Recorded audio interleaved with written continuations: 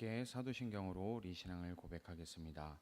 전능하사 천지를 만드신 하나님 아버지를 내가 믿사오며 그 외아들 우리 주 예수 그리스도를 믿사오니 이는 성령으로 잉태하사 동정녀 마리아에게 나시고 본디오 빌라도에게 고난을 받으사 십자가에 못 박혀 죽으시며 장사한 지 사흘 만에 죽은 자 가운데서 다시 살아나시며 하늘에 오르사 전능하신 하나님 우편에 앉아 계시다가 저리로서 산자와 죽은 자를 심판하러 오시리라. 성령을 믿사오며 거룩한 공회와 성도가 서로 교통하는 것과 죄를 사하여 주시는 것과 몸이 다시 사는 것과 영원히 사는 것을 믿사옵나이다. 아멘. 함께 부르실 찬송 493장입니다. 찬송가 493장 하늘 가는 밝은 길이입니다.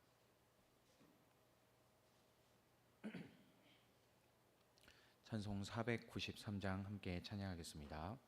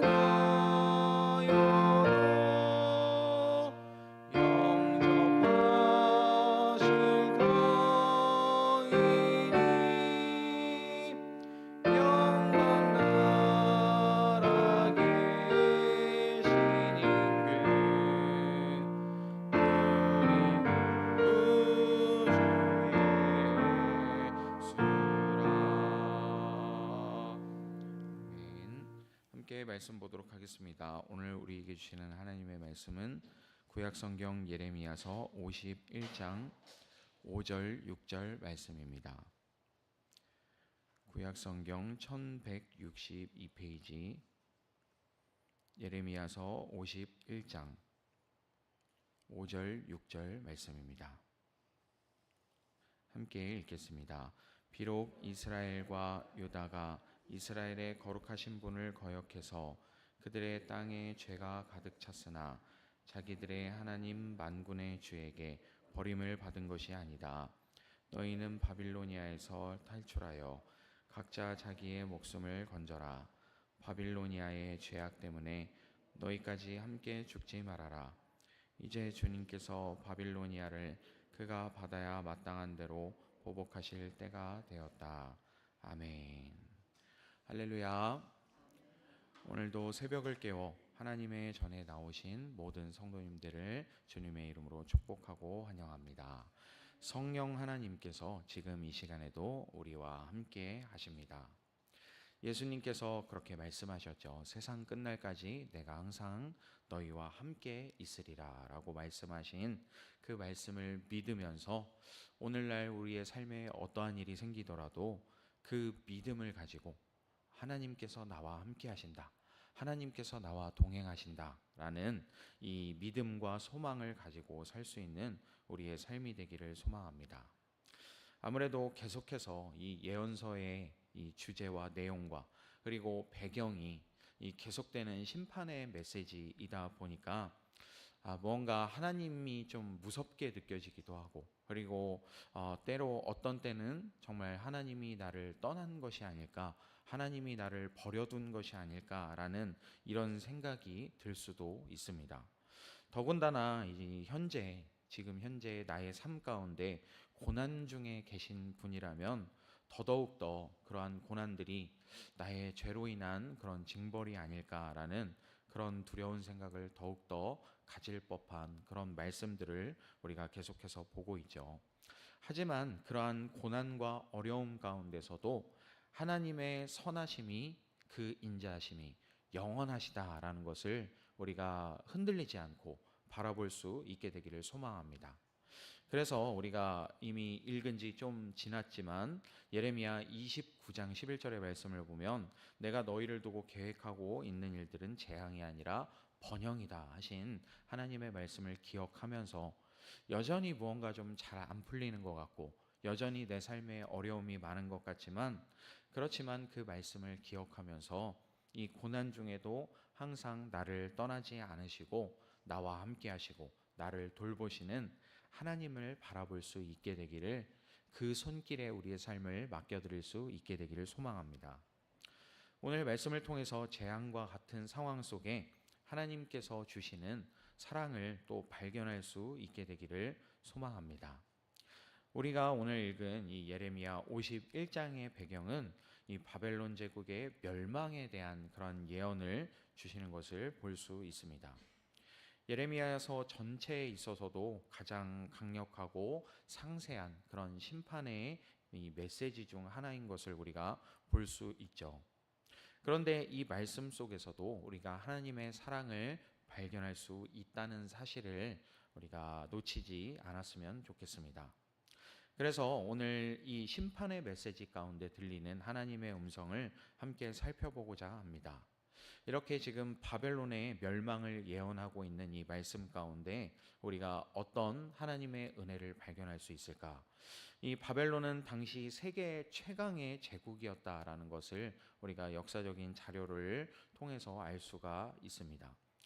그 바벨론은 이스라엘을 짓밟고 그리고 이스라엘 백성들을 포로로 끌고 간 그런 나라였죠. 그런데 이제 하나님께서는 때가 되어서 그 강력한 제국을 심판하시겠다고 말씀하십니다. 그런데 그 심판의 메시지 속에서 이 놀라운 하나님의 은혜를 발견할 수 있는데 5절 말씀 다시 한번 읽어보도록 하겠습니다. 예레미야서 51장 5절 말씀입니다. 비록 이스라엘과 유다가 이스라엘의 거룩하신 분을 거역해서 그들의 땅에 죄가 가득 찼으나 자기들의 하나님 만군의 주에게 버림을 받은 것이 아니다. 아멘. 네, 이 말씀은 심판 중에도 들려지게 되는 하나님의 사랑의 메시지인 것이죠. 하나님께서 이스라엘과 유다의 죄로 인해서 징계하신 것은 분명하지만 그렇지만 결코 자기의 백성을 버리지 않으신다라는 것을 또한 우리가 말씀을 통해서 알 수 있습니다. 뭔가 하나님이 돕지 않는 것처럼 보일지라도, 하나님이 떠난 것처럼 보일지라도 그것은 우리의 느낌일 뿐이지 하나님께서는 여전히 손을 떼지 않으시고 여전히 그 백성을 지키시고 돌보신다라는 것이죠. 그리고 또한 같은 맥락에서 하나님의 사랑은 여전히 징계 속에서도 계속해서 흐르고 있다는 것을 볼 수 있습니다. 하나님께서는 죄를 미워하시는 분이시라는 사실을 우리가 분명하게 성경을 통해서 알 수 있습니다. 그렇기 때문에 사실 예수님을 십자가에 못 박을 수 있었던 것이죠. 그 일을 하나님께서 용인하셨다라는 것입니다. 왜냐하면 그 죄에 대한 심판이라는 것 때문에 그 아들을 스스로의 손으로 죽여야 되는 그런 아이러니한 상황, 말도 안 되는 상황, 그 상황이 어떻게 벌어지게 되었느냐? 우리를 사랑하시기 때문에 우리를 구해 주시기 위해서 일어난 일이죠. 그렇지만 하나님의 그 법칙에 있어서 죄가 있는 사람을 그대로 용서해 줄 수는 없습니다.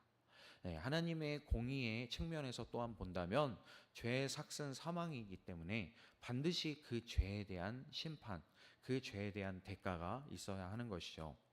그래서 하나님께서는 그렇게 정말 우리가 상상할 수 없는 방법을 통해서 우리를 구원하셨다라는 것을 우리가 말씀을 통해서 볼 수 있습니다. 하나님께서 이렇게 죄를 확실하게 미워하시는 분이시고 죄에 대한 심판을 하시는 분이시라는 것을 우리가 알 수 있지만, 또한 하나님께서는 죄인된 우리를 여전히 사랑하시는 분이시기도 하다라는 것을 우리가 말씀을 통해서 볼 수 있죠.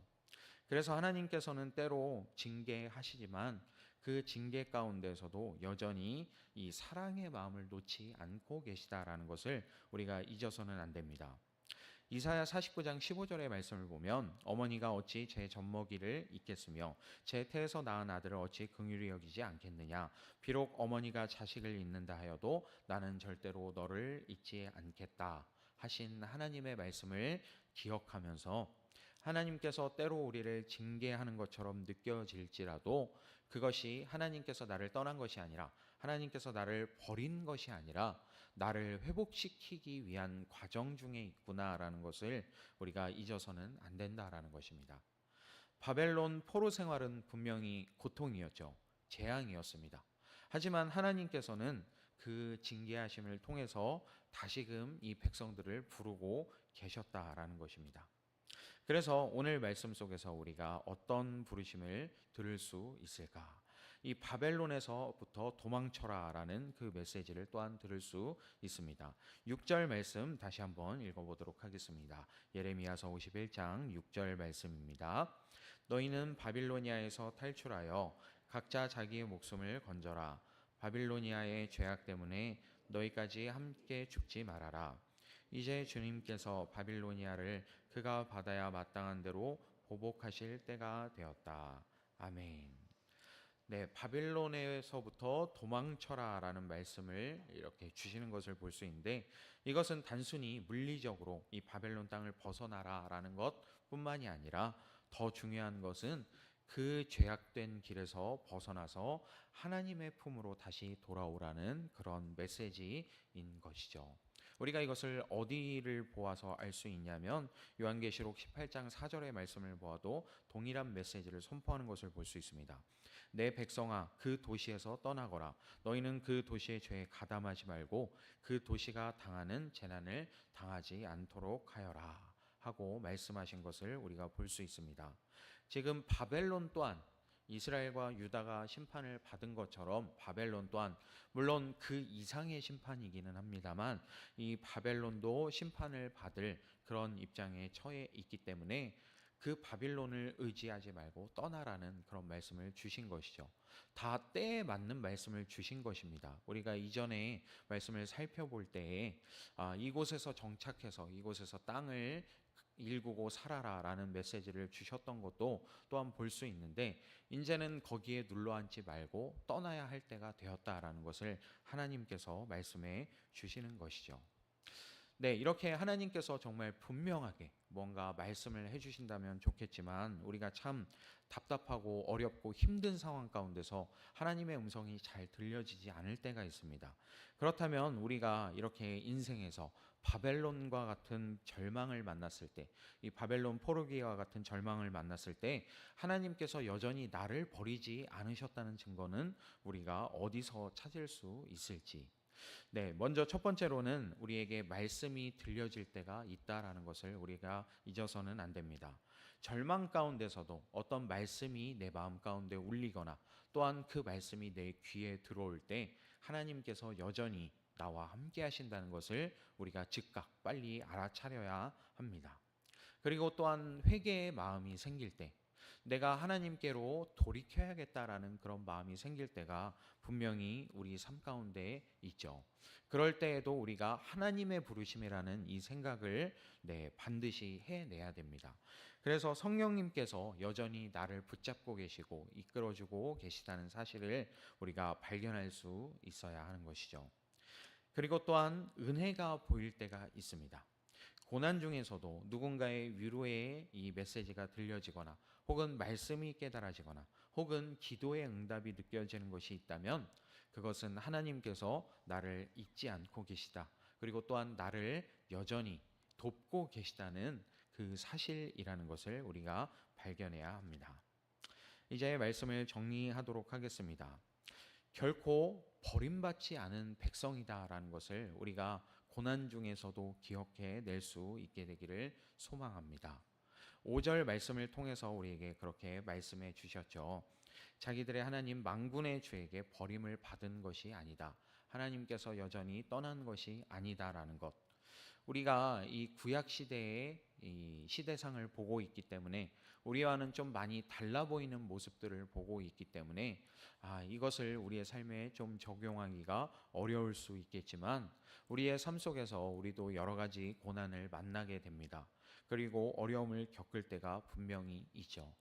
하지만 그 속에서도 이 말씀을 기억해 낼 수 있게 되기를 소망합니다. 어렵고 힘든 가운데 하나님께서 버리지 않으셨다라는 것. 그리고 하나님께서 오히려 그 악한 상황들을 심판하시고 그 악한 것들을 물리치시고 하나님께서 사랑하시는 나를 구원하실 것이라는 그 믿음과 소망을 가지고 하나님을 바라볼 수 있게 되기를 소망합니다. 이 말씀은 오늘날 우리에게도 유효한 그런 말씀이라는 것을, 약속이라는 것을 우리가 잊지 않을 수 있게 되기를 소망합니다. 그래서 이 말씀을 우리가 더욱더 붙들어야 하는 것은 우리가 죄를 지었을지라도 하나님께서 나를 버리지 않는다는 사실을 우리가 기억해야 됩니다. 우리가 물론 잘못할 때가 있죠. 하나님의 말씀을 알고서도 잘못할 때도 있습니다. 그럴 때 우리가 더욱더 깊은 절망에 빠지게 되죠. 내가 또 이런 죄를 저질렀구나. 내가 또 이런 실수를 했구나. 내가 여전히 반복되는 이 잘못 가운데 이것을 내가 고쳐내지를 못하고 있구나 라는 것 때문에 우리가 더 절망에 빠질 때가 있다라는 것입니다. 하지만 그런 상황 속에서도 하나님께서는 나를 포기하지 않으셨다는 그 사실을 우리가 기억하면서 우리의 삶을 주님께 맡겨드릴 수 있게 되기를 소망합니다.